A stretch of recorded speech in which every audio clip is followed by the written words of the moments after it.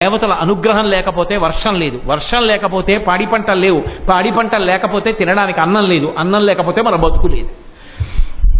గోవుంటే యజ్ఞయాగాదులు, గోవుంటే సరిపోదు, గోవుతో పాటుగా ఆ గోవు యొక్క పంచగవ్యాల్ని తీసుకుని యజ్ఞము చేయించడానికి వేదమంత్రములను గురుముఖత చదువుకున్న బ్రాహ్మణుడు ఉండాలి. అప్పుడు బయట క్షామం వచ్చినా యజ్ఞం చేసి వర్షం కురిపించగలిగినటువంటి దక్షత కలిగిన వాడు ఉంటాడు లోకోపకారం కొరకు.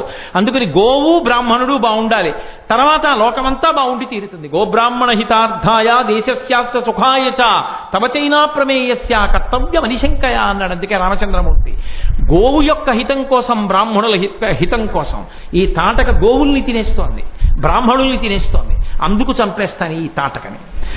రామచంద్రమూర్తి అంతటి వాడు తాటకా సంహారం చెయ్యడానికి ఒప్పుకోవడానికి మొట్టమొదటి కారణం ఆమె గోభక్షణం చేయడమే.